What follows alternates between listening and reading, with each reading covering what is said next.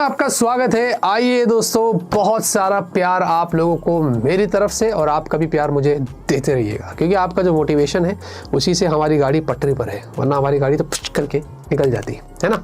आप लोग सब्सक्राइब जिन्होंने नहीं किया कर लीजिए, लाइक करिए, शेयर करिए, अच्छे कमेंट्स करिए। एनीवेज चलो दोस्तों, लाइक करो, बहुत सारा प्यार दियो, और फटाफट से आज की न्यूज़ शुरू करते हैं।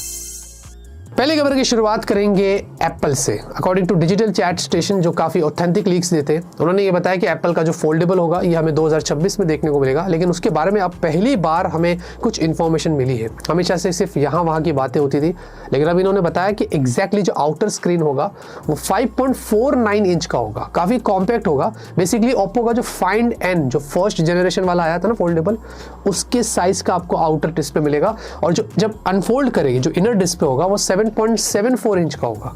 यानी कि उन्होंने ऐसा बताया कि ये एक आईपैड फॉर्म में आपको मिलेगा। पूरा ऐसा फील आएगा कि अरे ये तो आईपैड ही है, लेकिन वो एक फोल्डेबल स्मार्टफोन होगा। एप्पल कुछ वैसे फॉर्म फैक्टर पर काम कर रहा है।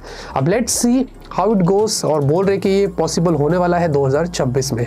तो देखते हैं कि एप्पल तो वैसे दुनिया में हमें पता है कि 5 से 10 साल पीछे ही चलता है। अब इसमें कितना पीछे होता है ये तो 2026 में ही पता चलेगा।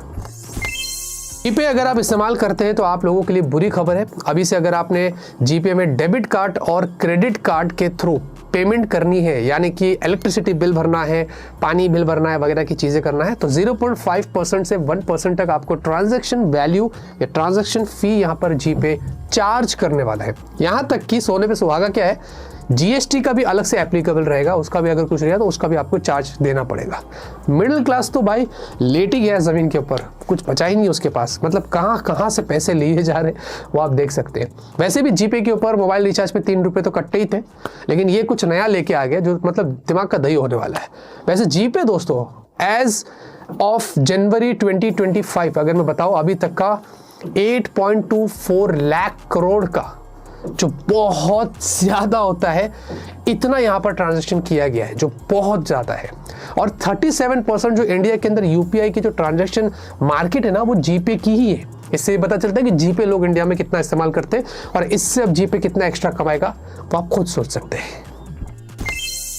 एनीवेज, माइक्रोसॉफ्ट ने यहाँ पर एक बहुत बड़ा ब्रेक थ्रू लिया है। उन्होंने क्या, एक मिनट पहले सुनने दो मेरे को भी, मजोराना 1 चिप करके डेवलप किया है। फिलहाल के लिए भी काम चल रहा है इसके ऊपर। ये स्मॉलेस्ट कंप्यूटिंग चिप बोलते हैं। कंप्यूटिंग जो होती है ना दोस्तों, ये बेसिक जो होते हैं चिप्स, उनसे बहुत ज़्यादा फास्ट होती है।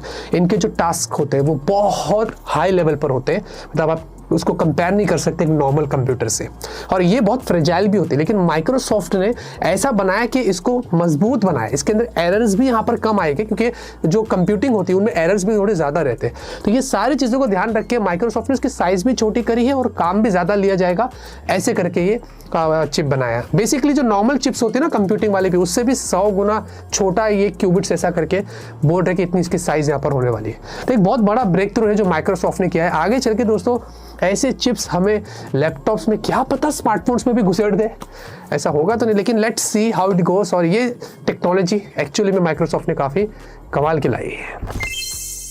आईफोन 17 सीरीज को लेकर यहाँ पर ऐसा बताया जा रहा है कि भाई इस बार आपको जो फास्ट चार्जिंग का सपोर्ट मिलेगा वो मैक्स 35 वॉट का ही होने वाला है। I don't know why.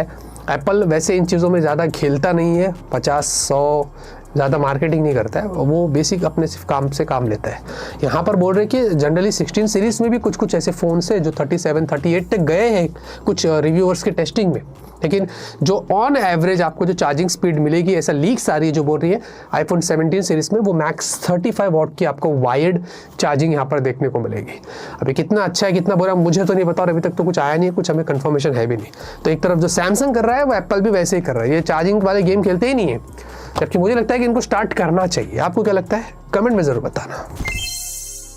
According to digital chat station भाई फिर से आ गया ये, और ये बोल रहा है कि भाई इस बार जो है स्नैपड्रैगन 8 एलीट 2 और डायमेंसिटी 9500 लॉन्च जो होता है अक्सर इनका अक्टूबर तक, उससे भी 1 महीने पहले हमें देखने को मिल जाएगा। सितंबर तक आ सकता है। यस, बताया जा रहा है कि सितंबर में ही काफ़ी सारे ब्रांड्स अपने स्नैपड्रैगन 8 एलीट 2 और डायमेंसिटी 9500 के साथ अपने फ़ोन्स लॉन्च कर देंगे, इसीलिए वो लोग भी पहले ही अपने चिपसेट को अनाउंस कर देंगे।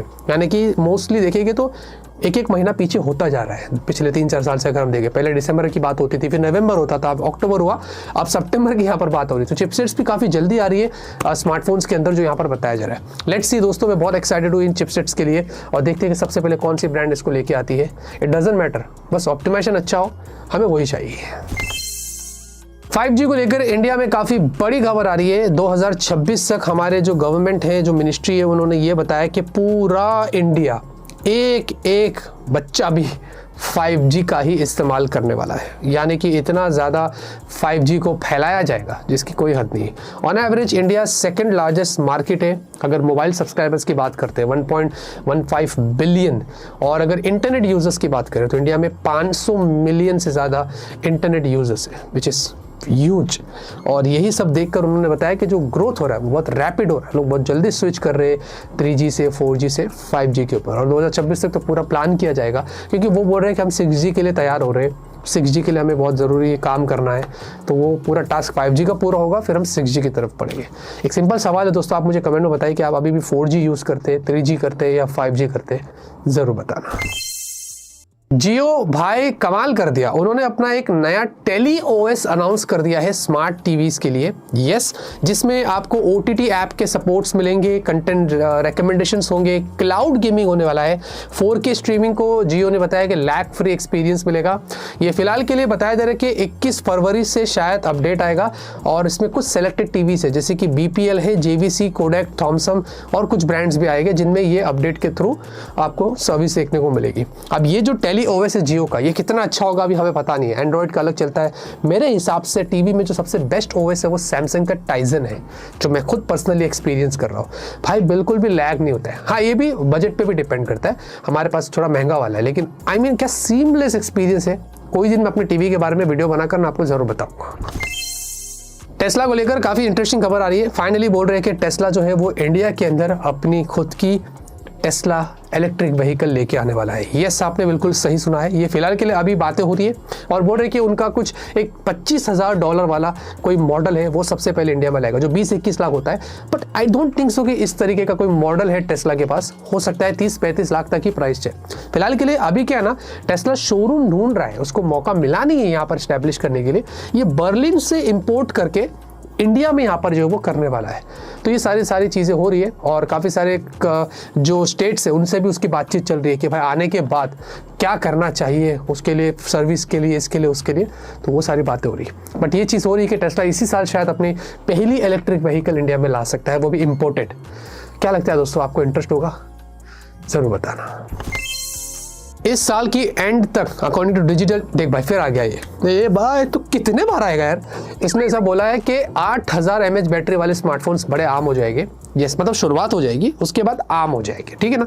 यानी कि ओप्पो, Xiaomi, OnePlus ये सबसे पहले कंपनी बनने वाले हैं, मतलब ब्रांड्स बनेगी जिनके 8000 mAh बैटरी वाले स्मार्टफोन्स हमें देखने को मिलेंगे। यानी कि 2025 के एंड तक 7000 mAh बैटरी वाले फोन्स आम हो जाएंगे, 7500 आएगा, फिर उसके बाद 8000। यानी कि 2026 में सोच लो ऐसे भी फोन्स आएंगे जो टैबलेट के टैब्स के लेवल की बैटरी हमें प्रोवाइड करेगी। लेकिन इसके अंदर ये भी एक अच्छा टेक होगा कि फोन की थिकनेस को मेंटेन किया जाएगा। सर ये भद्दा सा फोन होगा नहीं, वैसा नहीं होने वाला है। Let's see how it goes. और ये सिलिकॉन कार्बन तो होगा, विच इज वेरी गुड, और मैं बहुत एक्साइटेड हूँ। देखते हैं कि दोस्तों क्या होता है। आप मुझे बताइए आपके फोन में कितने mAh की बैटरी है? हमारे पास सैमसंग है 5000 mAh है। आप अपना जरूर बताना। Realme की तरफ से इंटरेस्टिंग खबर आ रही है। Realme 14 Pro का सक्सेसर Realme 15 Pro। अबे भाई 14 Pro तो अभी आया, उसके बाद लीक्स देखो कितनी फास्ट आ जाती है। 14 Pro में हमने Dimensity 7300 देखा है, तो 15 Pro में ऐसा बताया जा रहा है क्या Dimensity 8400 अल्ट्रा होने वाली है। लेट हो जाएगा क्योंकि ऑलरेडी Poco X7 Pro में आ चुका है, बट स्टिल अगर अच्छी प्राइस पर आता है तो नॉट बैड, क्योंकि चिपसेट अच्छी है। तो ये लीक्स आ रही है फिलहाल के लिए, अब इस पर कोई कंफर्मेशन नहीं, लेकिन अगर ऐसा होता है तो मेरे हिसाब से Realme यहाँ पर अच्छा काम करेगा। डील की बात कर ले तो डिस्क्रिप्शन में हमने कुछ डील्स डाल दिया है, अगर आपको जो ठीक लगता है आप अपने हिसाब से जाके चूज कर सकते हैं। और गेमिंग की बात करें तो भाई WWE 2K25 14 मार्च को दोस्तों आने वाली है। ये PS5 कंसोल्स और PC सब जगह पे अवेलेबल होगा। अगर आप WWE के फ़ैन हैं तो आपके लिए ये अच्छी खबर है, लेकिन मुझे ये गेम इतना एक्साइटिंग नहीं लग रहा है। हर साल एक जैसा ही हो रहा है। ये 2K वाले जब से आ गए ना भाई, तब से पूरा मामला ख़राब हो गया। एक टाइम अलग था, अब WWE का पूरा क्रेज़ मेरा भी खत्म हो रहा है, क्योंकि जब मैंने इसकी चीज़ें देखा कि भाई इस बार तो कुछ किया ही नहीं है, तो मैं शायद इस बार इसको स्किप करने वाला।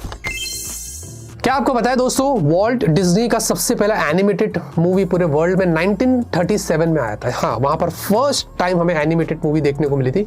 लेकिन ये चीज लोगों को नहीं पता है कि उससे 20 साल पहले अर्जेंटीना के अंदर एक फीचर फिल्म आई थी, उससे भी 20 साल पहले, जिसमें 58,000 ड्रॉइंग्स लगी थी और उसकी ड्यूरेशन 70 मिनट्स की थी। सोचो दोस्तों, कितनी बड़ी बात है। आज के न्यूज़ खत्म होती हुई करता हूं। आपका आज पसंद आई कि पसंद आई, लाइक करिए। तब तक के लिए ऑलवेज कीप स्माइलिंग।